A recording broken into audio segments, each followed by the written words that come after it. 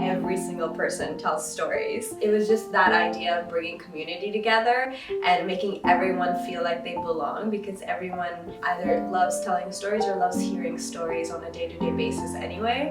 There's no one way to tell a story.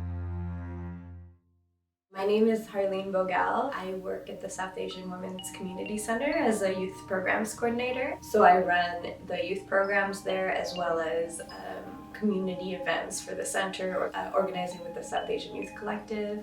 I love to do art and I write spoken word poetry. So the event that we organized in August is actually an event that's so dear to me, and when I look back, it was such a cool afternoon. It was called Storytelling as a Love Language. Amongst the members of the South Asian Youth Collective, we've been talking a lot about the power of storytelling, as well as the history of oral storytelling for people of color and communities. So we put together this event on storytelling.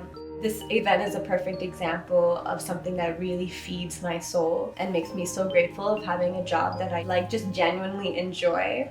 But that doesn't mean it doesn't take a toll on my body.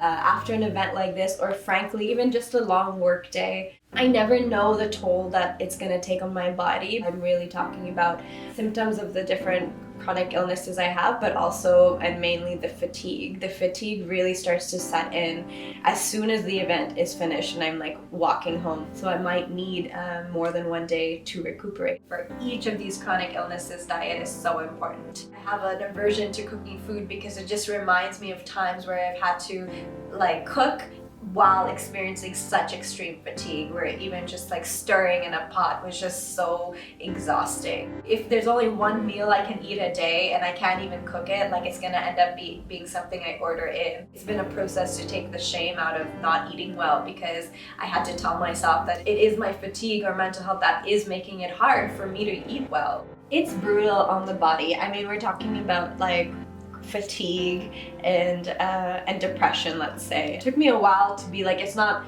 that I have one or the other, I actually have both. Your body and your mind's going through something and it's all working together. It sounds complicated because it is complicated. When I sit down, I take my antidepressant, my allergy meds, and an asthma inhaler. I need to take antacids for my IBS. And then the longer process is applying my eczema creams. Because I'm taking so many medications, it's hard to know what side effects are from what medication or how these side effects will interact. At that point, you're just managing symptoms regardless of where they're coming from. I don't really need to be doing anything that triggers my asthma. I can just be walking home and I get an asthma attack. One New Year's Eve, the difficulty breathing was getting a lot. And at that point I wasn't diagnosed, so I would treat any difficulty breathing as an anxiety attack. And I really just thought that's what it was, but over the course of 12 hours, it just kept getting worse and worse. I literally just got out of bed and I went straight to the hospital. And I remember the moment I got to the registration desk, they asked me what my name was, and I answered my name, and then I passed out. Since childhood, there would be nights where I don't sleep or I'd be sleeping way too much. I struggle with both insomnia as well as hypersomnia. Struggling with both things is a really strange experience. Insomnia to me really is about still being awake when I need to get ready for work. Having insomnia as well as chronic fatigue is just plain frustrating because it feels so counterintuitive. Definitely learned ways to survive with it. One of the ways I learned was to still do the things that bring me joy during the night while I have insomnia, instead of getting really frustrated and anxious about the fact that I'm not sleeping. Whether or not I have insomnia, I think I'm always struggling with anxiety. And anxiety often means that I'm not getting a good night's sleep, even if I've slept. So I do have a friend of mine I reach out to when my anxiety is particularly bad. And I consider myself extremely lucky to have a friend who sees me and sees my struggle. It also makes me extremely anxious because I think there's a lot of stigma around reaching out for help. It's very often that I'll go days in bed. I mean, this can range from one day in bed to an entire week in bed, and I really never get out of bed except for like using the bathroom or getting something to eat. And of course, I'm just constantly thinking about how much work I'm missing. Even a single sick day is just surrounded by so much guilt and shame. Luckily, I work at the South Asian Women's Community Center, which feels just like a collective of women of color who are understanding. Motivation is really important when I'm going through different symptoms on a daily basis. I have to really want to go to work for me to get there. And so I'm grateful to have found work that I'm really passionate about, that I love doing. I really want to do this job well. And sometimes that's also a curse because I know I can't sometimes. There's something really powerful about working at a feminist, anti-racist women's center with other South Asian women.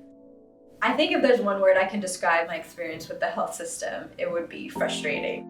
I was definitely experiencing chronic pain as a child. When I think back, I think I really feel like I entered the health system when I was 17. I knew something was wrong, and I was almost immediately diagnosed with depression as well as anxiety, which I didn't know too much about. And because I was interacting with more doctors and specialists over those years, the doctors finally started noticing I'm experiencing other things as well. Of course, all of those things could have also been a manifestation of the depression. Essentially, I was just prescribed antidepressants almost from my second appointment, and that was kind of it, you know? Therapy was not really accessible to me financially. Eventually I started university and my symptoms got so much worse. Insomnia was full force for like a whole of like 2-3 years straight, removing my ability to function, but at the same time having to go through a degree.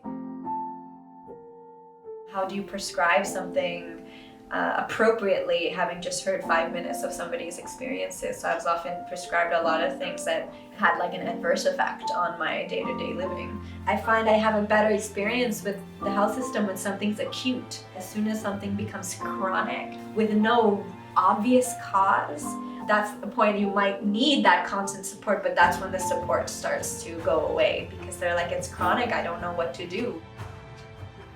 But I've had to find my own ways to survive, but also to thrive, to find moments of joy, to find things that I love and I'm passionate about that bring me happiness, like making my art, creative writing, even though I often write in times of struggle, but I also try to write in times of joy, or I'll try to share my art in times of joy. And that really, you know, that's really an empowering experience because I love connecting with other people. Sometimes it's our struggles that do it, other times it's our interests and our passions. For example, I love dancing. I think dancing is magic. It's this high that like I don't think I've experienced in any other situation. In times of darkness, there's like this perception that there's no joy at all, but like even in those moments, I know I can find little small bits and pieces of joy, and that can be enough for that moment. I imagine if the earth entered one of our doctor's offices, it would be given 5 minutes of the doctor's time, a prescription for a corticosteroid with 3 refills, and sent home with no follow-up appointment.